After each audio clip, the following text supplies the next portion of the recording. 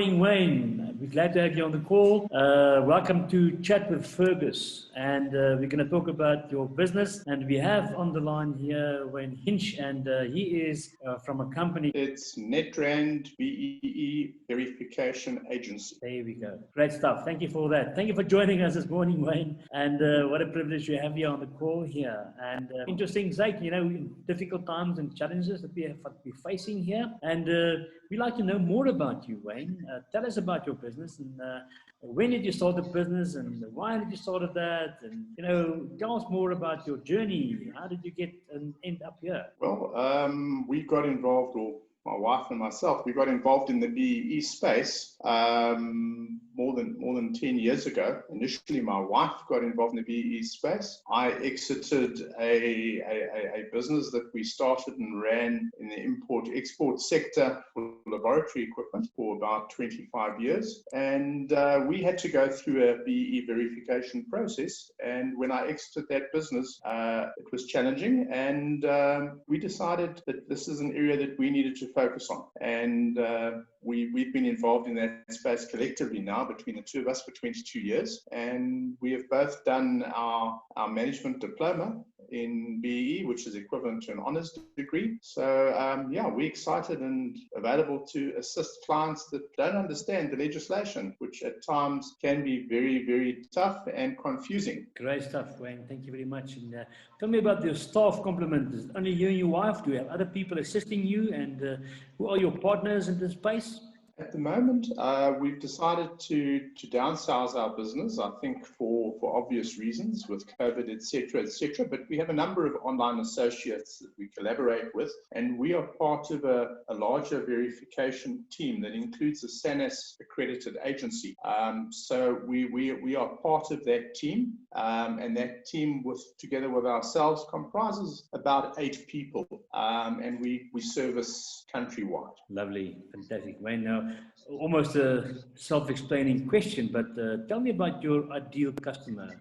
How would you know that somebody would be an ideal fit for your specific offering, and so that the audience can easily identify whether they would fit into that or not? Well, I think the largest challenges for corporate and for any business out there at the moment is ensuring that you're able to sustain and certainly grow your business. And Black economic empowerment does not have to be the swear word some people imagine it to be. If it's structured correctly, the ideal client is clients that revenue is in excess of 10 million rands per annum, because below 10 million rands, by and large, those entities can get automatic BEE status without undergoing a full verification. So we find our ideal client is a client that has transitioned or is about to transition from below 10 million to above 10 million, where suddenly the rules of the game change significantly. However, we're finding more and more clients in the below 10 million space that require our advice in order to ensure that the necessary sworn affidavits that they do are correct, that they are valid, and that they comply with the legislation. Because unfortunately, a number of them out there do not. And that's a sad case of affairs. And it's a very straightforward and simple exercise. When there's a lot of companies out there venturing in this BEE verification space and, advising and consulting to clients, but why are you different? What makes you unique in your space? I think what makes us a bit unique is the fact that my role is largely consultative and advisory. So I'm able to assist and guide clients or potential clients in terms of what their short-term, medium-term, and long-term strategies are.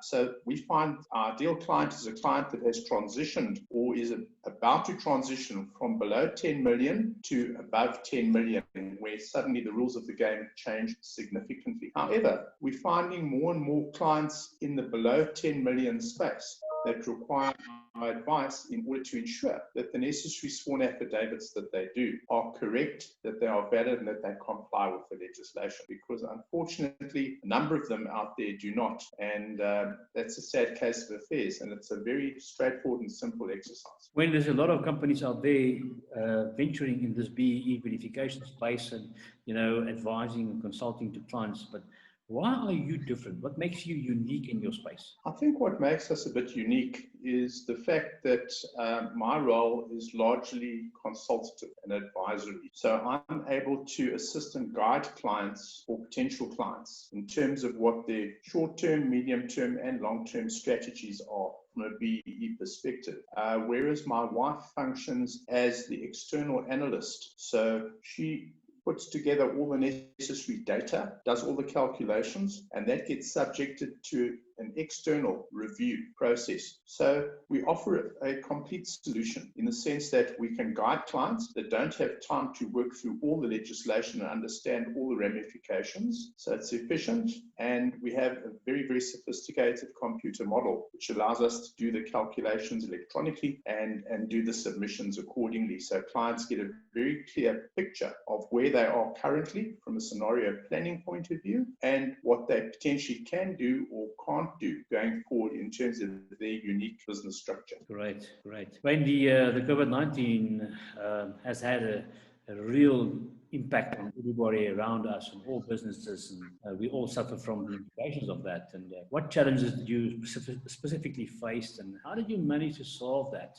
Do you have any workarounds, and did you manage to find a pivot strategy? Tell us about how you approached the COVID-19 and the pandemic. Well, the way we approached it is, firstly, we need to ensure that our clients are kept safe and that we are kept safe. So we are able currently, in terms of concessions by Department of Trade and Industry, SANAS, and the BEE Commissioner to conduct our work, which includes normal face-to-face interviews, making use of electronic platforms like Zoom, where such interviews, etc., can be recorded and on-site visits can be done electronically. Now, I don't think we're unique in the state that we're the only agency that currently can do that. All agencies are having to move in that direction. However, we have found that by intervening with our clients up front, making them aware of what needs to happen, they've been able to, in terms of their employees, etc., make them acquainted with Zoom or Teams, and accordingly, we've been able to continue, albeit in terms of the new normal, but it's becoming more and more familiar to people, and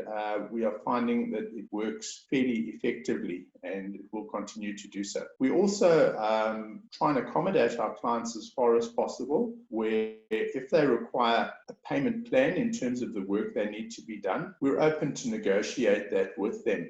We understand the difficulties, but at the same time, BEE compliance should open up doors for them in these tough economic times. And if it does, and does allow you to sustain your business and potentially grow it, that's the way South Africa is going to trade out of COVID-19. Yeah, for sure. When they say that smart people learn from their mistakes and wise people learn from the mistakes of other people, if you look back over your journey and your business, if you could, what would you have done differently? I really think that we have not embraced social media and technology. We've been forced into the Zoom type of meetings because previously it was not allowed. So we have to work within a very strict framework in terms of the SANAS approved process. But that relaxation has opened up those doors. But for us as a company, we've referred largely on word of mouth with limited external advertising. And I think really the fact that we've not embraced social media as a marketing platform sooner, I think was a mistake. But as you know, when you look backwards, everything is very clear. Yeah, hindsight is the perfect science, eh? That's how it is. Tell me about your experience and exposure to business coaching. Have you ever been exposed to business coaching? Have you got involved with that? And what do you know about that? No, my experience with business coaching from a personal point of view is limited. I have not been involved with it before. I think I understand the theory about it, where often somebody from the outside looking in can actually see the wood for the trees as opposed to just seeing the trees. So it's a journey that I'm keen to explore and see how that can benefit us, because when you keep doing the same thing, maybe there's better ways, and you're so caught up in it that you don't identify those efficiencies quickly enough and react to them. Yeah, that's exactly. Great stuff. Wayne, I would like to give you opportunity to allow other people to get hold of you. Please share with us your website address, your telephone numbers, Maybe if you have a special offering or a unique offering that you want to offer all the viewers at the moment who's watching this recording, and share with us, how can they get hold of you? Our number is it's mobile, so it's 083-625-1880, or alternatively 082-443-2531, and our VoIP phone 087-802-7136. My email address is my first name, Wayne, W-A-Y-N-E, @Nettrand BEE Nettrand with 2 T's .co.za.